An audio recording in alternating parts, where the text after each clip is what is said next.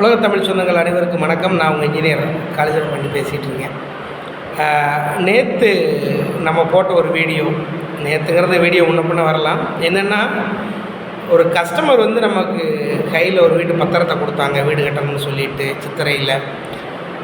அவங்க கொடுத்தோன்னா முதல்ல நம்ம இடத்த போய் பார்க்கலாம் அப்படின்னு நான் சொன்னேன்னு சொல்லி ஒரு வீடியோ போட்டிருந்தேன். அதாவது வீடு கட்ட போகிறோம் அப்படின்னா அந்த இடத்த போய் சைட்டை போய் நம்ம நேரில் விசிட் பண்ணும்போது என்னெல்லாம் விஷயங்கள் நம்ம பார்க்கலாம் அப்படின்னு ஒரு வீடியோ போட்டிருந்தேன். அந்த வீடியோ வந்து நண்பர் ஒருத்தர் வாட்ஸ்அப்பில் மெசேஜ் பண்ணியிருந்தார், டெக்ஸ்ட் மெசேஜ் பண்ணியிருந்தார். சார், நீங்கள் சொன்ன விஷயங்கள் ரொம்ப அற்புதமாக இருந்தது, ஆனால் அதை வந்து கொஞ்சம் ஷார்ட்டாக சொல்லி முடிச்சாச்சோ அப்படிங்கிற மாதிரி எண்ணம் எனக்கு தோணுது.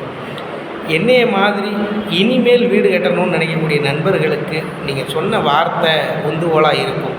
ஆகையினால் அதை பற்றின ஒரு எலாபரேட்டான ஒரு வீடியோ, அதாவது ரொம்ப விரிவாக்கமாக ஒரு வீடியோ போடுங்க, அது எல்லாருக்கும் பிடிக்கும் அப்படிங்கிற மாதிரி அவர் சொல்லியிருந்தார்.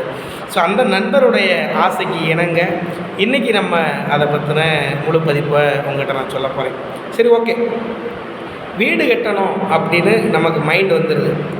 எங்களை மாதிரி ஒருத்தர், தமிழ்நாடு முழுவதும் நாங்கள் எல்லோரும் வீடு கட்டி கொடுத்துட்ருக்கோம். எங்களை மாதிரி யாரோ ஒரு இன்ஜினியரை போய் நீங்கள் அணுகிட்டு கொடுக்கும்போது அவங்க வந்து இடத்த பார்க்கணுன்னு சொல்லி சொன்னாங்கன்னா மட்டும்தான் அவங்க உண்மையான பில்டர், ஒரு உண்மையான ஒரு இன்ஜினியர். ஏன்னா வீடு கட்ட போகிற இடத்த பார்க்காம யாருமே பிளான் போடக்கூடாது, யாருமே எஸ்டிமேட்டுக்குன்னு அடுத்த ஸ்டேஜுக்கு போகவே கூடாது. இது எதையுமே இடத்த பார்க்காம ஒருத்தர் வந்து உங்கள் வீடை கட்டித்தரேன் அப்படின்னு சொல்லிட்டு வர்றாரு அப்படின்னா உங்களை ஏதோ ஒரு வழியில் ஏமாற்ற போகிறாரு அப்படிங்கிறதா உண்மை. ஸோ வீட்டு உரிமையாளர்கள் வந்து அதை வந்து புரிஞ்சு நடந்துக்கிடணும்.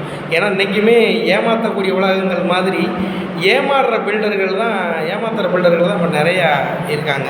ஸோ அவங்ககிட்டருந்து நீங்கள் விழிப்புணர்வாக இருக்கணும். சரி, ஓகே, அவங்க விட்டுருவோம், அவங்க டாபிக் விட்டுருவோம். இப்போ நம்ம சொல்கிறது என்ன அப்படின்னா, வீடு கட்டுறதுக்கு முன்னாடி அந்த இடத்த போய் பார்க்கும்போது என்னெல்லாம் விஷயங்கள் நமக்கு பயன்படும் அப்படின்னு பார்க்கும்போது முதல் விஷயம் நான் சொன்னது வந்து சாயில் கண்டிஷன். அந்த இடத்துல இருக்கக்கூடிய மண்ணோட தன்மை. எதுக்கு சார் மண்ணோட தன்மை முக்கியம் அப்படின்னு நீங்கள் கேட்டிங்கன்னா, கோயம்புத்தூராக இருக்கட்டும், ரீசெண்டாக கரூராக இருக்கட்டும், இப்படி 2-3 ஊரில் வந்து ஒரு பெரிய பெரிய வீடுகள்லாம் மலைக்கு ஆற்றங்கரை ஓரத்தில் இருந்ததுனாலவும் சாயில் கண்டிஷன் ரொம்ப கொலகொலன்றதுனால இடிஞ்சு விழுந்த மாதிரியும் நிறைய வீடியோக்களை தமிழக மக்களாகிய நீங்களே வந்து நியூஸ் சேனல் எல்லாத்துலேயுமே பார்த்துட்ருக்கீங்க. ஸோ இந்த பிரச்சனைக்கெல்லாம் முழுக்க காரணம் என்ன அப்படின்னு நீங்கள் பார்க்கும்போது சாயிலை டெஸ்ட் பண்ணாதான் இருக்கும். நம்ம வீடு கட்டணும்னு நினைக்கக்கூடிய இடத்துல என்ன விதமான மண் இருக்குது, அந்த மண்ணோட தன்மை என்ன அப்படிங்கிறத தெரியாமல் வீடு கட்டுறது மிகப்பெரிய தவறாக அமையும். என்ன சார், ஒரு சின்ன மண் தானே, அதுக்கு இவ்வளோ பாதிப்பு வந்துடுமா அப்படின்னு கேட்டால் கண்டிப்பாக வரும். கட்டுமானத்துறையை பொறுத்த வரைக்கும் நீங்கள் செய்யக்கூடிய ஒரு நிமிஷம் தப்பு கூட உங்கள் வாழ்க்கையில் நினச்சி பார்க்க முடியாத அளவுக்கு துன்பம் தள்ளி கொடுக்கும். ஆகையினால் எந்த ஒரு இடத்துலையுமே மிஸ்டேக் விடாமல் கரெக்டாக ஃபாலோ பண்ணி கட்டுமானத்தை கட்ட வேண்டியது முக்கியமான விஷயம். ஸோ ஒரு இடத்த போய் சைட்டை விசிட் பண்ணும்போது சாயில் எப்படி இருக்குது அப்படின்னு நாங்கள் பார்க்கும்போது தான் அது என்ன மாதிரியான சாயில், அந்த மண்ணுக்கு கீழே எவ்வளோ தூரம் தோண்டுனா ஹார்ட் ராக்குன்னு சொல்லக்கூடிய கடினமான பாறை எவ்வளோ ஆழத்தில் இருக்கும், ஸோ ஆழம் எவ்வளோ டெப்த் இருக்குது, அதுக்கு நம்ம என்ன பண்ணலாம். ஆர்ஆர் மேசன்ட்ரின்னு சொல்லக்கூடிய உடைகளில் வச்சு அந்த இடத்துல ஃபவுண்டேஷன் போட்டு கொண்டு வரலாமா, இல்லை பில்லர் வச்சு கட்டலாமா, இல்லை பில்லரையும் விடுங்க ஒரு படி மேலே போகணும் அப்படின்னு நம்ம நினைக்கும்போது பைல் ஃபவுண்டேஷன் சொல்லக்கூடிய அமைப்புகள் நிறையா இருக்குது. எந்தெந்த இடத்துலலாம் சாயில் கண்டிஷன் வந்து ரொம்ப லூஸாக இருக்கும், லூஸாக இல்லாமல் ஒரு டைட் இல்லாமல் அந்த மண் தன்மை வந்து எவ்வளோக்கு எவ்வளோ ஃப்ரீயாக இருக்கிற மாதிரியான அமைப்புகள் இருக்கோ அந்த இடத்துலலாம் ஃபைல் ஃபவுண்டேஷன் வந்து யூஸ் பண்ணுவோம். இந்த மாதிரி நிறையா மாடர்ன் கன்ஸ்ட்ரக்ஷன் டெக்னிக்கில் நிறைய விதமான ஃபவுண்டேஷன்ஸ் இங்கே வந்து இருக்குது. ஸோ எல்லா இடத்துக்கும் ஒரே ஃபவுண்டேஷன் தான் சூட் ஆகுமான்னு கேட்டால் கிடையாது. ஸோ எந்த இடத்துல எந்த ஃபவுண்டேஷனை போடணும் அப்படின்னு தீர்மானிக்கிறது என்னென்னா அதுதான் நம்ம முதல்ல பார்த்த சாயில் கண்டிஷன். ஸோ உங்களுக்கு எல்லாமே சிறுசாக தெரியும். ஒரு இன்ஜினியராக இந்த வீடியோ எலாபரேட்டாக பேசும்போது உங்களுக்கு அதோட சீரியஸ்னஸ் புரியும்னு நினைக்கிறேன். சரி, ஓகே. ஃபவுண்டேஷனுக்கு மட்டும்தான் நம்ம சாயில் டெஸ்ட் எடுக்கோமா சார் அப்படின்னு கேட்டால் கிடையாது. ஸோ அதையும் தாண்டி அது என்ன மாதிரியான மண், அந்த மண்ணை நம்ம எடுக்கும்போது திரும்ப பேஸ்மெண்ட் கட்டிட்டு அந்த பேஸ்மெண்ட்டுக்குள்ளே அந்த மண்ணை ஃபில் பண்ணலாமா வேணாமா அப்படிங்கிறதும் அந்த மண் கண்டிஷனை பார்த்தோம்னா தான் தெரியும். அதுக்கப்புறம் இந்த சாயில் கண்டிஷன் எவ்வளோ ஆழத்தில் இருக்குது, இந்த இடத்துல போர்வெல் அமைச்சோம் அப்படின்னா தண்ணி எந்த தன்மையில் இருக்கிறதுக்கான வாய்ப்புகள் இருக்குது அப்படிங்கிறத சுலபமாக கண்டுபிடிச்சிடலாம். என்ன சார் சாயில் கண்டிஷனை வச்சு உள்ளே என்ன தண்ணி எப்படி இருக்குங்கிறத கொண்டு கண்டுபிடிச்சிடலாமான்னு கேட்டால் உண்மைக்கே உண்டு. நிறைய விதமான என்ஜினியர்களுக்கு வந்து இது தெரியும். கேகே பட்ரஸ் நிறுவன தலைவரான எனக்குமே அந்த குவாலிட்டி இருக்குது. ஈஸியாக சாயில் கண்டிஷனை வச்சு என்ன மாதிரியான அமைப்புகள் இருக்குது அப்படிங்கிறத ஈஸியாக நான் கண்டுபிடிச்சிடுவேன். ஸோ இந்த மாதிரி மெத்தடு இதுதான் நமக்கு பெரிய ரிஸ்க் அமையும். அதுக்கடுத்து பார்க்கணுன்னா செப்டிக் டேங்க். ஸோ அந்த சாயில் கண்டிஷனை வச்சு தான் எந்த மாதிரியான செப்டிக் டேங்க் அமைக்கணும். பிரிக்லேயே இருக்குது. சிவப்பு செங்கலை வச்சு நீங்கள் செப்டிக் டேங்க் கட்டலாம், ஃப்ளையாஸ் பிரிக்கை வச்சு நீங்கள் கட்டலாம். அதுக்கப்புறம் ஆர்ஆர் மெஷினரி அந்த மாதிரி உடைய தன்மைகளும் கோயம்புத்தூர் பக்கம் நிறையா அந்த மாதிரி கட்டுறதை நானுமே பார்த்துருக்கேன். அந்த மாதிரி கட்டுறாங்க. அதுக்கப்புறம் ரொம்ப செக்யூர்னா ஆர்சிசி, அதாவது ரெடிமிக்ஸ் காங்கிரீட்னு சொல்லக்கூடிய கம்பி கட்டி காங்கிரீட் போட்டு ஒரு செப்டிக் டேங்க் உருவாக்குறது. இதெல்லாம் எங்கே ஆர்ஜின் அப்படின்னா நம்ம இடத்துல இருக்கக்கூடிய சாயில் கண்டிஷன் தான். ஸோ சாயில் கண்டிஷனை பற்றின விஷயங்கள் உங்களுக்கு புரிஞ்சிருக்கும்னு நினைக்கிறேன். சாயில் எந்த விதமான முக்கியம் அப்படின்னு. சரி ரைட். இதுக்கப்புறம் ரெண்டாவது என்ன அப்படின்னு நம்ம பார்க்கும்போது பேஸ்மெண்ட்டு ஹைட்டு. பேஸ்மெண்ட் ஹைட்டுன்னா என்ன சார்? நம்ம யூடியூப் சேனலில் போட்ட முதல் வீடியோவே அதுதான். பேஸ்மெண்ட் உயரம், அடித்தள உயரம் எப்படி ஃபிக்ஸ் பண்ணுறது அப்படிங்கிறத நம்ம போட்ட முதல் வீடியோ. பார்க்கக்கூடாத நண்பர்கள் பார்க்காம இருந்தீங்கன்னா தாராளமாக அதையுமே நான் லிங்க் பண்ணுறேன், அந்த வீடியோ போய் பாருங்கள். பேஸ்மெண்ட் உயரம் எப்படி ஃபிக்ஸ் பண்ணலாம் அப்படின்னா ஒவ்வொரு இடத்துக்குமே ஒரே மாதிரியான தரைகள் இருக்கிறதுக்கான வாய்ப்புகள் வந்து கிடையாது. ஒரு இடத்துல இருக்கிற பிளாட் வந்து ரோடு சர்ஃபேஸை விட கீழே இருக்கிறதுக்கான வாய்ப்புகள் இருக்குது. ஒன்று ரோடு சர்ஃபேஸை விட கொஞ்சம் உயரமாக இருக்கிற மாதிரியான அமைப்புகளும் இருக்குது. ரொம்ப டவுனாகவும் இருக்குது. கிட்டத்தட்ட 10 அடி உயரத்துக்கு கூட பேஸ்மெண்ட் ஏற்றின பில்டிங்குகளை நான் என்னுடைய லைஃப்பில் பார்த்துருக்கேன். ஆகையினால என்ன பண்ணணும் அப்படின்னா பேஸ்மெண்ட் ஹைட்டை நம்ம ஃபிக்ஸ் பண்ணணும் அப்படின்னா ஸ்ட்ரைட்டாக போய் இடத்துல போய் நம்ம பிளாட், வீடு கட்ட போகிற பிளாட்டோட தன்மைகள் என்ன அப்படிங்கிறத நம்ம பார்க்கணும். ரொம்ப சிம்பிளான விஷயம்தான். நம்ம பிளாட் இருக்குது, பிளாட் பக்கத்தில் ஒரு ரோடு சர்ஃபேஸ் இருக்குது அப்படின்னா ரோடு சர்ஃபேஸுக்கும் நம்ம கட்ட போகிற அந்த பிளாட்டுக்கும் எவ்வளவு தனிவாக இருக்குது, இந்த லெவல் டிஃப்ரென்ஸ் எவ்வளோ இருக்குது அப்படிங்கிறத நம்ம பார்க்கணும். இந்த லெவல் டிஃபரன்ஸ் எவ்வளோ இருக்குது, ஒருவேளை ஃப்யூச்சரில் இந்த ரோடோட லெவல் உயர்றதுக்கான வாய்ப்புகள் இருந்தால் எந்த அளவுக்கு உயரும் அப்படிங்கிறத ஒரு இன்ஜினியரால் மட்டும்தான் கரெக்டாக சொல்ல முடியும். இதை நான் பெருமையாக சொல்லிக்கிடுவேன். ஏன் அப்படின்னா ஒரு பேவர் பிளாக் ரோடு இருக்குது, ஒரு சிமெண்ட் ரோடு இருக்குது, ஒரு மெட்டல் ரோடு இருக்குது, ஒரு தார் ரோடு இருக்குது அப்படின்னா அதோட கிளாசிஃபிகேஷனை வச்சு அது எவ்வளோ தூரம் உயர முடியும் அப்படின்னு இன்ஜினியர் எல்லாருக்குமே தெளிவாக தெரியும்.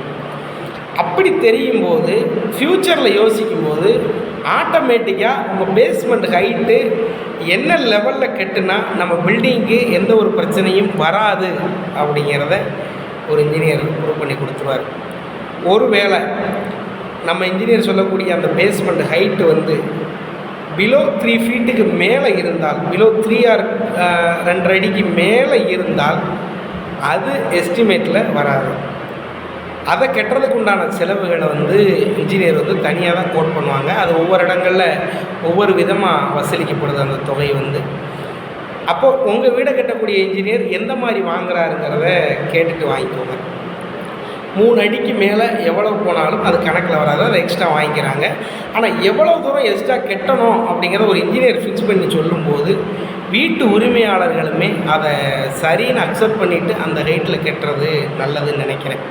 ஏன்னா நிறைய விதமான பழைய வீடு ஆல்ட்ரேஷன் ரெனோவேஷன்களில் போகும்போது செஞ்சக்கூடிய மிகப்பெரிய தவறாக என்ன இருக்குது அப்படின்னா நாங்கள் பார்த்த வரைக்கும் நிறைய வீட்டில் வந்து பார்த்திங்கன்னா பேஸ்மெண்ட் ஹைட் ரொம்ப கம்மியானதான் பிரச்சனைக்கான காரணமாக இருக்கும். உதாரணத்துக்குமே சொல்லணும், நம்ம வீடியோலேயே கூட எங்கள் வீடை பற்றின வீடியோ போட்டிருந்தேன். அதிலெல்லாம் பார்த்திங்கன்னா 1/2 அடி மட்டும்தான் பேஸ்மெண்ட் ஹைட்டே இருக்குது. ஸோ இப்போ நாங்களே நினச்சாலும் அந்த வீட்டை வந்து உயர்த்தி கட்ட முடியாது. அந்த மாதிரியான சூழ்நிலைகள் உருவாகிறதுக்கு நம்ம காரணமாக அமைஞ்சிடக்கூடாது. ஏன்னா ஒரு வேளை நீங்கள் வீட்டில் பேஸ்மெண்ட் லெவலை ரொம்ப கம்மியாக கட்டி வச்சுட்டு ரோடு லெவல் ரொம்ப அதிகமாக போயிடுச்சுன்னா ரோட்டில் பெய்கிற மழை தண்ணி எல்லாம் ஆட்டோமேட்டிக்காக உங்கள் வீட்டுக்குள்ளே வந்து ஸ்டோர் ஆகிற மாதிரியான தன்மைகள் உருவாயிடும். உதாரணத்துக்கு சொன்னோன்னா சென்னையில் பார்க்குறீங்க, கோயம்புத்தூர், எல்லா ஊரும் எடுத்துக்கோங்க. தமிழ்நாட்டில் நிறைய வீடுகளில் மழை அதிகமாக பெஞ்சு வீட்டுக்குள்ளே தண்ணி வந்துருச்சுன்னு சொன்னால் அந்த பேஸ்மெண்ட் ஹைட்டு வந்து கம்மியாக இருக்குதுன்னு அர்த்தம். ஏன்னா ஒரு குறிப்பிட்ட லெவல் மழையை கூட தாங்க முடியாமல் இருக்குது அப்படின்னா அந்த இடத்துல இவ்வளோ தூரம் தண்ணி லெவல் வரக்கூடும்னு தெரிஞ்சுமே பேஸ்மெண்ட் ஹைட்டை கம்மியாக கட்டுறது தான் இந்த பிரச்சனைக்கு காரணம். நிறையா வீட்டுக்காரங்க எதுக்கு இதை ஒத்துக்கிறது இல்லை அப்படின்னா, அந்த 3 ஃபீட்டுக்கு மேலே போகும்போது தனி காசு அப்படின்னு வரும்போது வீட்டு உரிமையாளர்கள் அந்த காசை செலவு பண்ணுறதுக்கு யோசிக்கிறது தான் இந்த தவறுக்கு காரணமாக அமைஞ்சிருது. நம்ம செலவு பண்ணக்கூடிய ₹1 இருந்தாலும் நம்மளுடைய சொந்த கட்டடத்துக்கு தான் பயன்படுத்துகிறோம். சரிங்களா? நம்ம செலவழிக்கக்கூடிய ஒவ்வொரு ரூபாயுமே நம்ம கட்டடத்தில் இருக்கக்கூடிய நிறை குறைகள் இல்லாமல் எல்லாமே நிறைதான்னு மாற்ற போகுது அப்படின்னு என்றைக்கு நம்ம தாராளமாக அந்த கட்டுமானத்துக்கு செலவழிக்கிறோமோ அது உங்களுக்கு மிகப்பெரிய ரிசல்ட்டை போகும். இன்றைக்கி 1 லட்சமோ 2 லட்சமோ நீங்கள் அதிகமாக செலவு பண்ணி பேஸ்மெண்ட் ஹைட்டை கூட்டிக்கிட்டிங்கன்னா இன்னும் 10, 20 வருஷம், 30 வருஷத்துக்கு எந்த ஒரு பிரச்சனையுமே இல்லாமல் அந்த வீட்டில் நீங்கள் குடியிருக்க முடியும்.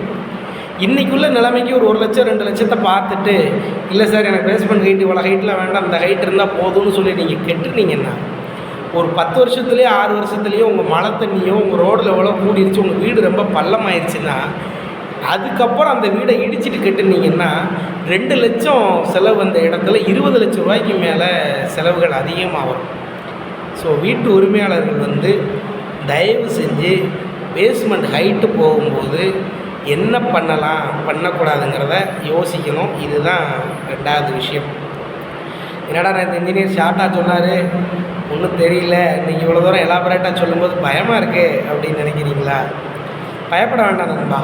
நான் உங்களுக்கு சொல்லக்கூடிய விஷயம் வந்து நீங்கள் பயப்படணும் அப்படிங்கிறதுக்காக சொல்லலை. இந்த தொழிலில் என்னெல்லாம் டிஃபிகல்ட்டிஸ் இருக்குதுன்னு சொல்லிவிட்டு நான் உங்கள்கிட்ட ஓப்பனாக பேசுகிறேன். நான் ஃப்ரீயாக பேசுகிறேன் உங்கள்கிட்ட. ஸோ எல்லாருமே இதை வெளிப்படையாக ஓப்பனாக சொல்லுவாங்களான்னு கேட்டால் எந்த இன்ஜினியருமே சொல்ல மாட்டாங்க. ஆனால் நம்ம கேகே பில்டர்ஸ் நிறுவனம் முழுக்க மக்களுக்காகவும் உங்களுக்காக சேவை செய்கிறதுக்காகவும் தான் நான் பணியாற்றிக்கிட்டு இருக்கேன். ஆகையினால தான் நிறைய விஷயங்களை ஓப்பனாக உங்கள்கிட்ட ஷேர் பண்ணுறேன். ஓகே, முதல் விஷயம் சாயில் கண்டிஷன் எதுக்கு பார்க்க போகிறோம் அப்படின்னு உங்களுக்கு தெளிவாக சொல்லிட்டேன். 2வது பேஸ்மெண்ட் ஹைட் எப்படி ஃபிக்ஸ் பண்ணணும் அப்படிங்கிறத தெளிவாக சொல்லிட்டேன். 3வது நான் சொன்ன விஷயம் இபி லைன். என்னென்னா, இப்போ நிறைய இடங்களில் பிளாட்டு போட்டுடுறாங்க. வீடு கட்டணும் அப்படின்னு நினைக்கிற நண்பர்கள் என்ன பண்ணுறாங்க, ஏதாவது ஒரு இடத்துல கம்மியான பட்ஜெட் எங்கே போகுதோ அந்த இடத்துல போய் ஒரு லேண்டை வாங்கி போட்டுடுறாங்க. சரி, ஓகே, கம்மியான பட்ஜெட்டில் நீங்கள் லேண்டை வாங்கிட்டீங்க, சக்ஸஸ் பண்ணிடுவீங்களா அப்படின்னு கேட்டால் அங்கே தான் ஒரு பெரிய கொஸ்டின் மார்க் வரும். என்னென்னா, எலக்ட்ரிசிட்டி போர்டுன்னு சொல்லக்கூடிய அந்த இபி லைன் நம்ம இடத்துக்கு முன்னே போகுதா அப்படின்னு பார்க்கணும். ஏன்னா ஒரு வீடு கட்டுறதுக்கு கரண்ட்டு வந்து ரொம்ப முக்கியம். டெம்பரவரி சர்வீஸ் வாங்கிட்டு தான் நம்ம எந்த வேலையுமே ஸ்டார்ட் பண்ணணும். நல்லா யோசிச்சு பாருங்கள். மோட்ரு போடணுன்னாலும் கரண்ட்டு வேணும், கம்பியை கட் பண்ணணுன்னாலும் கரண்ட்டு வேணும், என்ன விதமான எலக்ட்ரிக்கல் வேலையை நீங்கள் செய்யணும்னு நினச்சாலும் கரண்ட்டு வேணும். கரண்ட் இல்லாமல் நம்ம கட்டுமானம் கட்ட முடியுமா? முடியவே முடியாது. சரி சார், நான் ஜென்ரேட்டர் வச்சு பயன்படுத்திக்கிட்டுமா வீடு கட்டுறதுக்கு அப்படின்னு கேட்பீங்க. ஏன்னா இதே மாதிரி என்கிட்ட ஒரு கஸ்டமர் கேட்டார், ஜென்ரேட்டரை வச்சு ஏன் பண்ண முடியாதுன்னு ஒன்று சொல்கிறேன். ஜென்ரேட்டர் வச்சு பண்ணணுன்னா அதுக்கு உண்டான டீசல் செலவை வீட்டு உரிமையாளர்களாகிய நீங்கள் தான் செய்ய போகிறீங்க. ஒரு வீடுங்கிறது வந்து குறைஞ்சது ஒரு 4 மாதமோ 5 மாதமோ பேஸ்டு ஆன் ஸ்கொயர் ஃபீட், பில்டிங்கோட சதுர அடிகளை பொறுத்து தான் நம்ம வீடு கட்டி முடிக்கக்கூடிய வருஷங்கள் வந்து மாதங்கள் வந்து நிர்ணயிக்கப்படுது.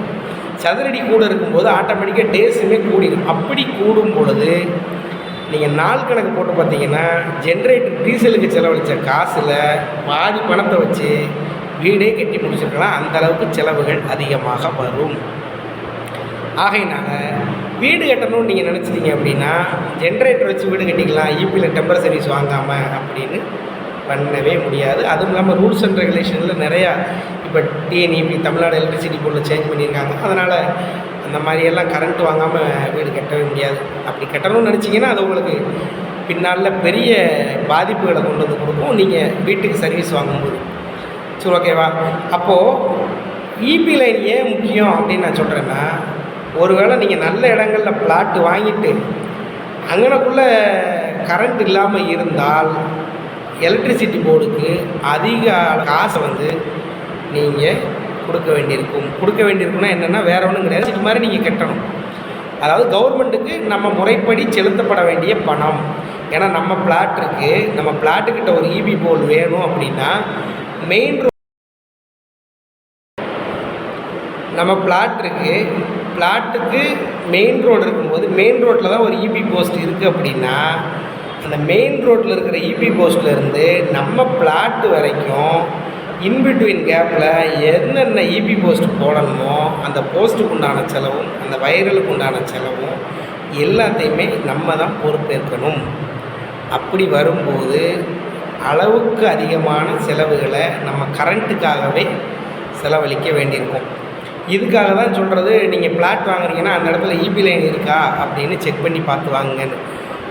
அப்படி இபி லைன் இருந்துட்டால் உங்களுக்கு அதிலேயே அளவுக்கு அதிகமான காசை வந்து மிச்சப்படுத்தலாம்.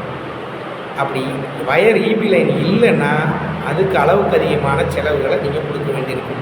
இப்படி தாங்க கட்டுமானத்தை பொறுத்த வரைக்கும் நம்ம எதிர்பார்க்காத இடங்களில் செலவுகள் கூடிக்கிட்டே போகும்போது தான் அவங்க கனவு இல்லைங்கிறது பாதிக்கப்படுது.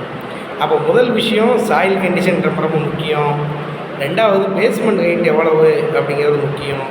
மூணாவது அந்த இடத்துக்கிட்ட எலக்ட்ரிசிட்டி போர்டு இருக்கா அப்படின்னு பார்க்கணுங்கிறது மூணாவது விஷயம். அப்படின்னு இந்த 3 முக்கியமான விஷயங்களுமே இடத்த போய் நேரில் பார்த்தா தான் சொல்ல முடியும் அப்படின்னு நேற்று வீடியோவில் சொல்லியிருந்தேன்.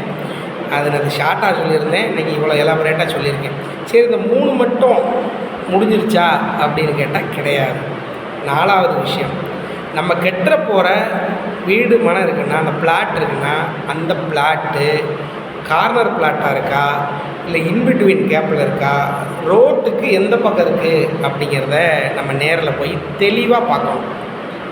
எதுக்கு சார் தெளிவாக போய் பார்க்கணும்? கார்னர் பிளாட்டாக இருந்தால் என்ன, நடுவில் பிளாட்டாக இருந்தால் என்ன, ரோடு எந்த பக்கம் வேணால் இருந்தால் என்ன, நம்ம வீடு கட்டுவோம் நம்மளை யார் கேட்க போகிறா அப்படின்னு நினைக்கிறீங்க.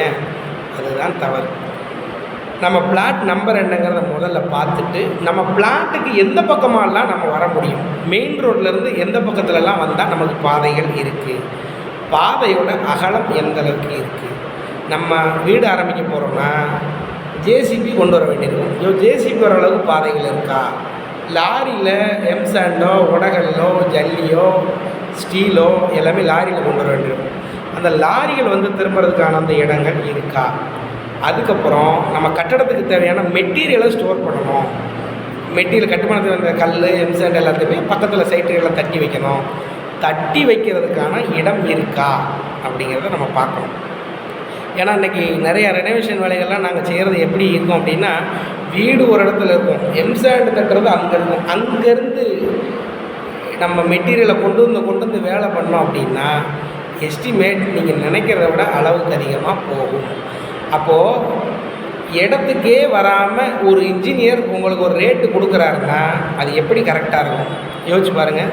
அதனால தான் சொல்கிறேன், இடத்துக்கே வராமல் நம்ம வீடு கட்ட போகிற இடத்த பார்க்காம ஒரு இன்ஜினியர் நான் அந்த வீடை கட்டி கொடுக்குறேன்னு கொட்டேஷன் கொடுத்தாருன்னா அவர் உங்களை ஏமாற்ற போகிறாருன்னு அதுக்கு தான் நான் சொன்னேன். சரி, ஓகே. அந்த மாதிரி பக்கத்தில் தட்டி வைக்கிறதுக்கான இடம் இருக்கா அப்படிங்கிறத நம்ம பார்க்கணும். ஒருவேளை இடம் இல்லை, பக்கத்து பிளாட்டாக இருந்ததுன்னா அந்த பக்கத்து பிளாட் யாரோடது அவங்கள நம்ம மீட் பண்ணி பேசணும். பேசி, சார் இந்த மாதிரி நாங்கள் வீடு கட்ட போகிறோம், அந்த இடத்த நாங்கள் க்ளீன் பண்ணிக்கிறோம், மெட்டீரியல்லாம் அங்கே ஸ்டோர் பண்ணி வச்சுக்கிறேன், அதுக்கப்புறம் நான் உங்களுக்கு வேலை முடியும் போது க்ளீன் பண்ணி கொடுக்குறேன் அப்படின்னு சொல்லிட்டு பரஸ்பர நல்லுறவை பேணி காக்கணும். எங்கன்னா நம்ம வீடு கட்ட போகிற இடங்கள்ல நம்ம பிளாட்டுக்கு 4 பக்கமும் இருக்கக்கூடிய நண்பர்களை நீங்கள் போய் நேரடியாக வீட்டு உரிமையாளர்கள் மீட் பண்ணலாம். ஒருவேளை நீங்கள் போகிறதுக்கு உங்களுக்கு ஒரு தயக்கமாக இருந்தால் உங்களுக்கு எந்த இன்ஜினியர் வீடு கட்ட போகிறாரோ அவரை கூட கூட்டிகிட்டு போய் அணுகும்போது அந்த அணுகுமுறை இன்னுமே சுலபமாக இருக்குன்னு நம்புகிறேன். ஏன்னா நிறைய இடங்களில் நான்லாம் வேலை பார்த்த இடங்களில் இந்த பக்கத்து வீட்டுக்காரங்களுக்கும் 2 பேருக்கும் ஆகாது. ஆனால் நான் போய் ஒரு ரெக்வெஸ்ட் பண்ணி கேட்பேன், சார் இந்த மாதிரி நாங்கள் ஒர்க் பண்ண போகிறோம், அவங்களுக்காக இல்லைனாலும் எங்களுக்காக விட்டு கொடுங்க அப்படின்னு நான் சொல்லும்போது நிறைய வீடுகளில் எனக்காகவே நிறைய நபர்கள் விட்டு கொடுத்துருக்காங்க. விட்டு கொடுத்து நிறைய வேலைகளை முடிச்சு கொடுத்துட்டு வந்திருக்கோம். பிறகு நாளில் அவங்களுமே நம்மளை வீடு கட்டுறதுக்கு கூப்பிட்ருக்காங்க. ஸோ ஒரு இன்ஜினியர் வந்து ரெக்வெஸ்ட் பண்ணி கேட்கும்போது தாராளமாக நடக்கும். ஸோ வீட்டு உரிமையாளர்கள் வந்து இதை நோட் பண்ணிக்கணும். இதுதான் 4வது விஷயம்.